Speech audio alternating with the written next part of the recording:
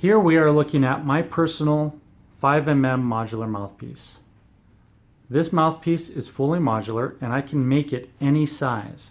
So I could turn this into a 7C, a 14A4A, a Monet B2, a Schilke 18, whatever I want to turn this into, I can do that because it's a fully modular mouthpiece.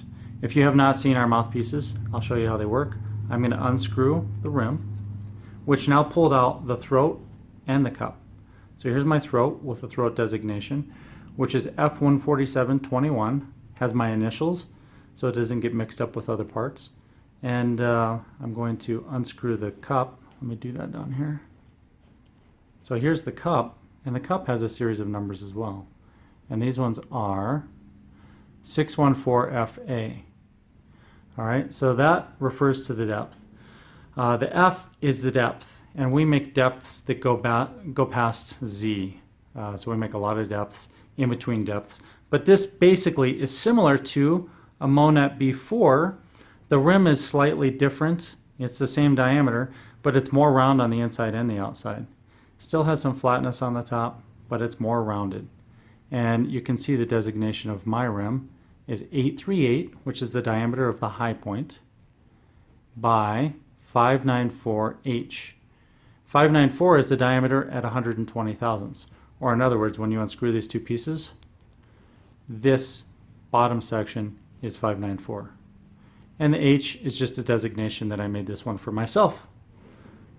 So that is the throat, the cup, and the rim. All of those screw into the body. And this body I hand carved to make it look like this. And then I coated it in our proprietary acoustic armor. I'm going to pull the nut off.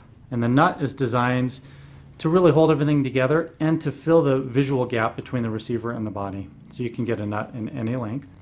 And I can pull the back bore off. And we can interchange the back bore.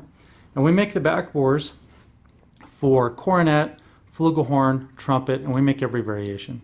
And this one, let me get a little closer, is a 2133, which is closest to the original Monet B4L. And the reason this one's set up that way is because I wanted to compare it to the Monet B4L. So I set it up that way. My normal configuration would be a much bigger throat and a much bigger back bore and a deeper cup. But for this video and for the comparison to a Monet B4L, I have it set up this way. So I'm not going to use calipers on this one because I know all the numbers I just gave you are correct. But remember, it's a 147. A Monet B4L is a little bigger, typically 150, somewhere in that range. So I'm going to put it in this horn and play it, give you some feedback.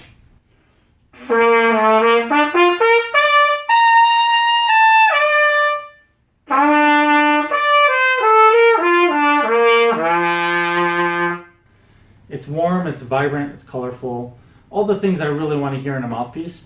There are quite a few things that are different in this setup than, say, the Monet that I was going after. And that's because I wanted to set it up to fit me. I liked the Monet, and I played it for years, but I wanted to have something that really fit me better.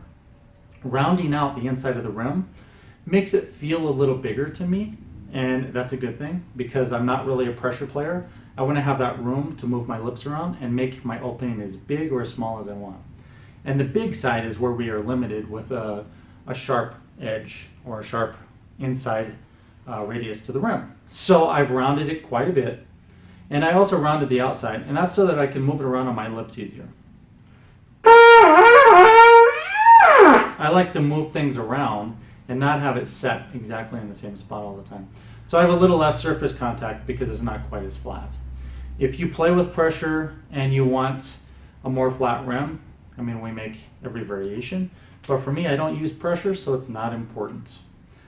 Some other things that are different about this mouthpiece, the entrance to the throat is a very big, wide funnel, which means we're producing more air volume in this mouthpiece than we would in the original B4L.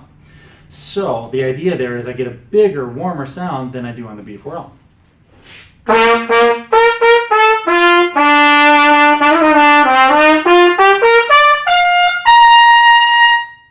And I have the B4L right here. So let's compare it.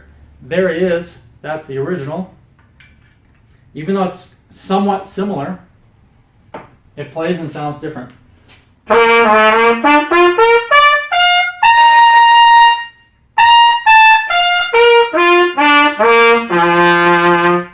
It's a nice, warm, vibrant sound as well, just not as warm and not as colorful and not as efficient. So my personal mouthpiece is just an improvement on all of that.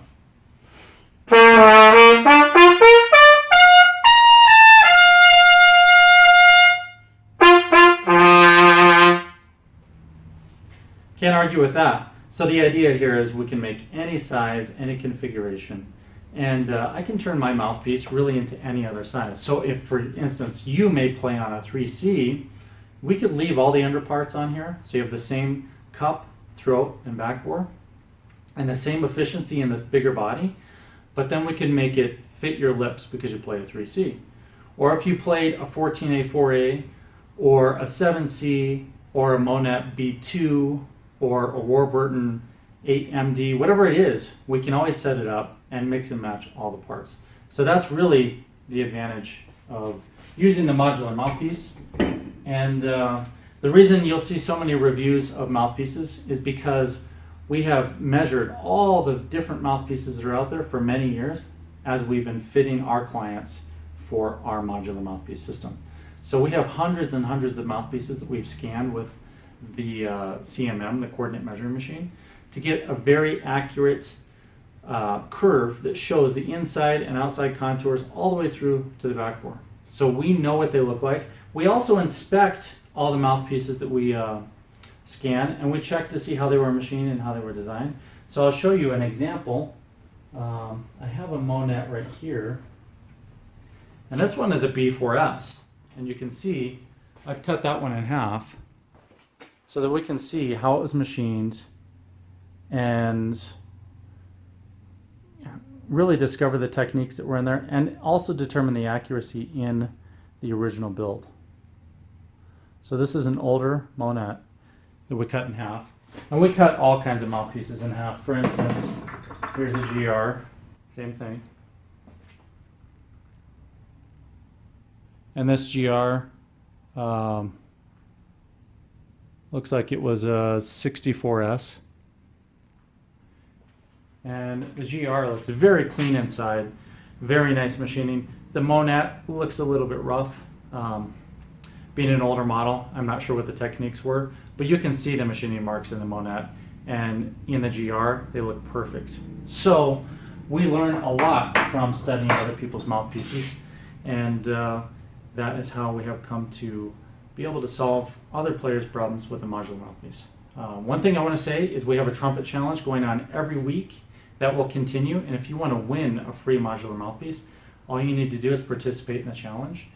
Some of the challenges are harder than others, but we're always looking for worthy contestants to become the next champion, and I look forward to hearing your comments.